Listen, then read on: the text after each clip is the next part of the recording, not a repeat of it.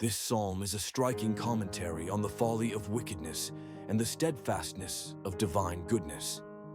It begins with a rhetorical question that addresses a person who boasts in wrongdoing.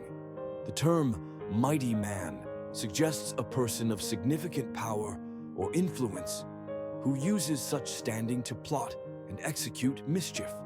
However, the text reminds this individual that God's goodness is eternal, which inherently implies that evil cannot ultimately prevail against divine righteousness. The psalmist describes the tongue of the wicked as a tool for deceit, comparing it to a sharp razor that cuts and harms through falsehoods and lies. This vivid metaphor highlights the destructive nature of deceit, as just like a razor can cause injury, so can lies damage reputations, relationships, and communities. This is a poignant illustration of how love for wrongdoing and deceit, surpassing a love for truth and goodness, can lead to one's downfall. The psalm highlights that this person has a penchant for treacherous language, emphasizing their malicious intent and love for words that devour or destroy.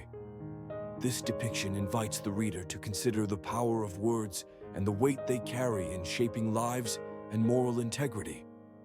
Despite the wrongdoer's apparent success, the psalm offers a dire prophecy. God will not tolerate such behaviors indefinitely. The malicious individual will face divine judgment. God will destroy them, remove them from their familiar surroundings, and erase them from this world.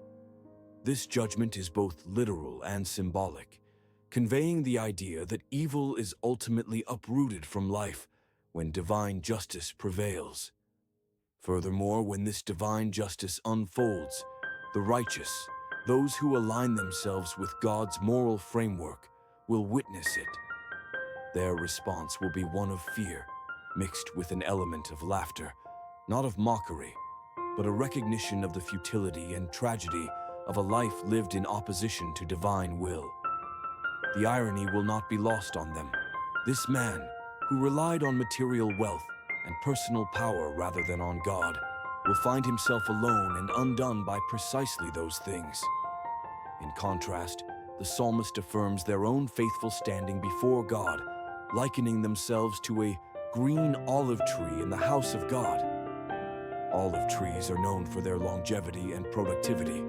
Therefore, this imagery evokes a sense of flourishing and stability within the realm of God's presence.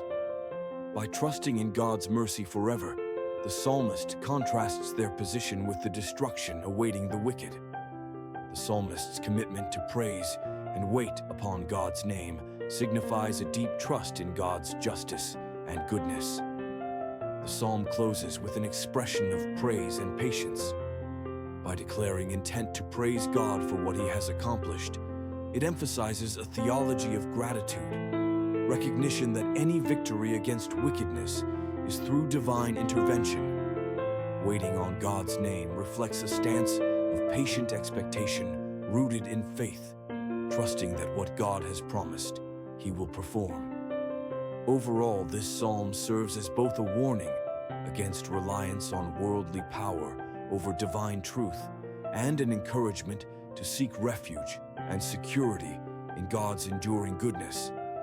It highlights two paths, one of false pride and ultimate downfall, and the other of humble trust leading to eternal reward and stability. It calls readers to choose wisely which path they will pursue, advocating for a life anchored in faith, truth, and divine reliance.